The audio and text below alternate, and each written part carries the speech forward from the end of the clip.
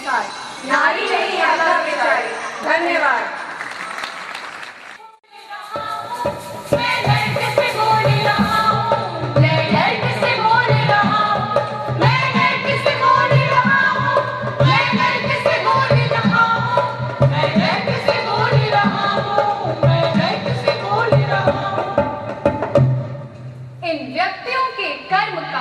लेखा प्रस्तुत कर। देव, ये दुर्जन सिंह है, अत्यंत पापी और अत्याचारी आदमी था। समाज ने इसे नरपिशाच निरूपित किया था। कितने ही लोगों का जीवन इसने नष्ट किया है। इससे बड़ा मानव पीड़क कदाचित ही कोई हुआ हो। क्रूर, कपटी, पाखंडी और अन्यायी का प्रभु। इसकी मृत्यु कैसे हुई? इसने आत्महत्या की है देव। इसे स्वर्ग में स्थान दो। देव, ये आप क्या कह रहे हैं? ये पापी स्वर्ग में सुख भोगेगा, फिर समस्त कर्म विधान ही मिथ्या नहीं हो जाएगा? अरे तो घोर नरक में वास करने योग्य है। आखिर इसने कौन सा सत्कर्म और पुण्य किया है? इसका अंतिम कर्म ही इसका सबसे बड़ा पुण्य है। अर्थात आत्महत्या। आत्महत्या करके इसने समाज का कितना हित किया है। अगर ये जीवित रहता तो ना जाने कितने अत्याचार करता, कितने मनुष्यों को कष्ट पहुंचाता। स्वयं अपने को मारकर इसने संसार को कितने अत्याचारों से बचा लिया। आत्महत्या करना ही इसका सबसे बड़ा सत्कर्म है, पुण्य है। उसी के बल पर यह स्वर्ग में स्थान पाएगा। ये तो बिल्कुल नवीन विधान है भगवान। इसकी तो विधिवत घोषणा की जानी चाहिए। हाँ, घोषणा कर दो कि जो अत्याचारी आत्महत्या करेगा उसे स्वर्ग प्राप्त होगा। जी, इसे मिलावटी राम है, मिलावट के उस्ताद। ये घी में चर्बी, धनिया में ईंट और बेसन में पिसा पत्थर इस तरह मिला देते थे कि किसी को इनकी मिलावट का पता ही नहीं लगता था। कहा जाता है अगर जहर शहद से सस्ता मिलता तो ये शहद में जहर मिलाने से जरा नहीं चखते। पर हाँ, ये भगवान के भक्त भी थे। रिकॉर्ड बताता है 3 लाख घंटे इन्होंने पूजा की है। ऐसा करो, इन्हें स्वर्ग में स्थान दो। पर हाँ, थोड़ी सी नर्क की मिलावट करना मत भूलना। मैं समझा नहीं भगवान। भोजन दो पर नीम की पत्ती मिला दो। पीने को पानी दो पर ऐसा कि मुंह में कड़वाहट घुल जाए। अच्छा मुलायम बिस्तरा दो पर हाँ, रह रहकर अदृश्य गर्म सलाखों से कोसते भी रहो। जो आज्ञा भगवान। और कोई प्रकरण? एक फरियादी है भगवान, नरकवासी। इसे कुछ शिकायत। कहो, क्या कष्ट है तुम्हें? हे प्रभु, पृथ्वी पर अन्याय भोग कर इस आशा में यहाँ आया था कि कम से कम यहाँ तो न्याय मिलेगा, लेकिन यहाँ भी मेरे साथ अन्याय हुआ प्रभु। पूरी बात बताओ, कैसा अन्याय हुआ तुम्हारे साथ? प्रभु, स्वर्ग और नरक की जो दीवार है उसकी सेंध से आज सवेरे मेरे कुत्ते ने मुझे देखा और कुरकुर करके प्यार जताने लगा। मेरे तो आश्चर्य और क्रोध का ठिकाना नहीं रहा प्रभु कि मैं यहाँ नरक में और मेरा कुत्ता उस ओर स्वर्ग में। ये कुत्ता मेरा सबसे प्यारा कुत्ता था, ऐसा कि मरा भी साथ ही, कभी मेरा साथ नहीं छोड़ा। बगल वाला सेठ तो इसे पालना चाहता था, लेकिन ये मुझे छोड़कर कहीं नहीं गया। सो मुझे सुखी हुआ कि मेरा प्यारा कुत्ता स्वर्ग में आनंद से है। लेकिन मेरे अपने प्रति किए गए अन्याय को तो भुलाया नहीं जा सकता। मैंने जीवन भर कोई बुरा काम नहीं किया, भूख से मर गया लेकिन चोरी नहीं की, किसी के सामने हाथ नहीं फैलाया। और ये कुत्ता जैसे सभी कुत्ते होते हैं वैसा ही तो है, और कई बार तो आपके भोग खाते पिटा भी है, लेकिन आपने इसे स्वर्ग में रख दिया। यहाँ के रिकॉर्ड में तो लिखा है कि तुमने आत्महत्या की है। नहीं प्रभु, मैं तो भूख से मरा, मैंने आत्महत्या नहीं की। झूठ बोलते हो तुम। तुम्हारे शहर के कलेक्टर ने तो लिखा है कि तुमने आत्महत्या की है, और तुम्हारी पोस्टमार्टम की रिपोर्ट से यह सिद्ध भी होता है। अरे ये रिपोर्ट झूठ है भगवान, मेरा कोई पोस्टमार्टम नहीं हुआ। मेरी लाश को तो जला दिया गया था। उसके 10 दिन बाद संसद में प्रश्नोत्तर हुए तो क्या मेरी रात का पोस्टमार्टम हुआ? ये तो अन्याय है प्रभु। पर मुझे मरने का गम नहीं। मेरी सांसें चलती थी तब भी क्या मैं जीवित था? अरे मैं तो इस अर्थ में जीता था कि हर रोज मृत्यु को टालता जाता हूं।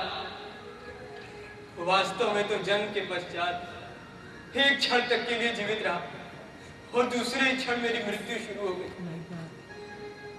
बाजार की उस अट्टालिका को तो आप जानते ही होंगे। उसी के पीछे एक ओर से पखाना साफ करने का दरवाजा था और दूसरी ओर से दीवार के सहारे मेरी झोपड़ी।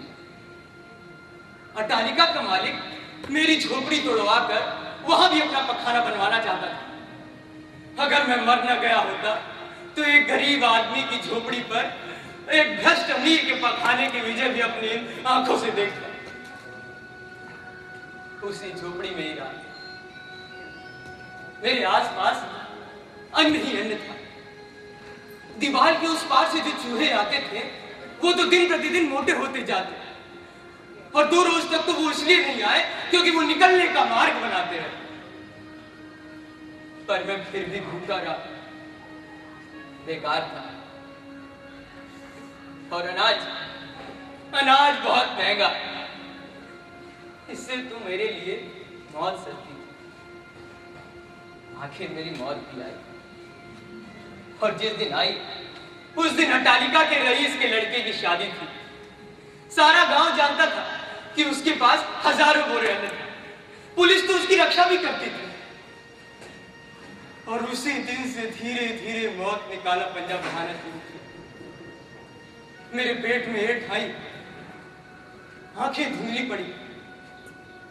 दीवार के उस पार से पकवानों की सुगंध आ रही थी। यही संतोष रहा कि पकवानों के बीच मेरी मृत्यु हुई। लेकिन मौत से जरा पहले मेरा प्यारा कुत्ता अचानक ही दीवार के उस पार कूद गया और पकवान खा गया।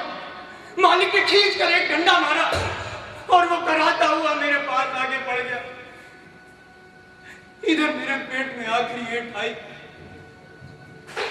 और उधर मेरे कुत्ते का भी दम टूटा। डंडे की चोट बड़े मर्म की थी। दोनों मरे, एक साथ मरे। पर सिर्फ इतना था कि वो खा कर मरा और मैं बिना खाए। उधर बारात उठी और इधर चंडालों ने टिन की गाड़ी में मेरी लाश को पटक कर घसीटा। सड़क के उस ओर अमीर के लड़के की बारात और इस ओर मेरी सरकारी अर्थी। सरकार ने तो भोजन का प्रबंध नहीं किया, पर हाँ, मरने वालों की लाशों को जलाने का इंतजाम बहुत अच्छा किया। उधर बारात के पीछे मंगल गान हो रहा था और इधर मेरी सड़ी लाश के पीछे कोई रोने वाला नहीं था। इतनी सफाई से मरा कि किसी को कष्ट नहीं हुआ, मेरे कुत्ते तक को नहीं। बारात पहुंच गई, गोले छूट रहे थे और इधर अपर्याप्त लकड़ी में मेरी हड्डियां चटचटा रही थी। ऐसा मरा। और प्रभु, जब मैं मर के यहां आया तो मुझे कुछ दुख नहीं हुआ। जब मैं नरक में भेज दिया गया, क्योंकि मैंने तो प्रतिवाद करना सीखा ही नहीं था। और ये स्थान भी उससे ज्यादा बुरा नहीं है जहां मैं जिंदगी भर रह चुका था। लेकिन प्रभु, मेरे कुत्ते को स्वर्ग क्यों? तुम भूख से मरे ना, पर तब भी तुम नर्क में रहोगे और तुम्हारा कुत्ता स्वर्ग में रहेगा। और वो तुम्हारे बगल का कमरा उस झूठे कलेक्टर के लिए खाली रहेगा। ये कैसा न्याय प्रभु? मूर्ख, कायर, तू कुत्ते से भी हीन है। बेचारा कुत्ता दीवार को लांघ कर घुस गया और खाना खा आया, और तू आदमी कहलाने वाला हाय हाय करके मर गया। तू दीवार लांघ नहीं सकता था, उसे तोड़ नहीं सकता था। लेकिन प्रभु, ये दीवार में कैसे लांघता, कैसे तोड़ता? ये पाप ना होता? पाप पुण्य के झमेले में पड़ने वाले कायर, वो दीवार क्या मेरी बनाई हुई है? दुनिया की तमाम दीवारें तुम आदमियों ने खड़ी की हैं और तू उसे तोड़ने में पाप पुण्य देखता है। तेरा कुत्ता तुझसे ज्यादा समझदार था। वो घुसा, खाया और डंडे की मार से मरकर यहाँ आ गया। उसमें मनुष्यत्व है, पर तुझमें तो पशुत्व भी है। मैंने तुझे बुद्धि दी है, हाथ पैर दिए हैं, कार्य शक्ति दी है, पर तू अकर्मण्य बुझदिल कीड़े सा मर गया। मनुष्यों ने मुझे बहुत निराश किया है। अब मैं कुत्ते ही कुत्ते निर्माण करने का विचार कर रहा हूँ। तो जैसे मूर्ख कायर कर्मण्य को नर्क नहीं तो क्या नरक से मिलेगा? ले जाओ इसे। चलो।